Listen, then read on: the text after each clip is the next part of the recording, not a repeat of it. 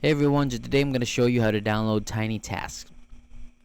TinyTask is a really simple and useful tool that lets you record your computer actions and play them back. So basically it can automate stuff for you. Alright, so first open up your Chrome browser and type in TinyTask in the search bar.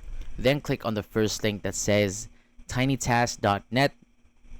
And once you're on the site, you'll see some info about what TinyTask does and how it works. Now click on the version labeled 1.77 to start the download. So since I can't open TinyTask myself because it's not compatible with Mac, I'll just walk you through the next steps for Windows users.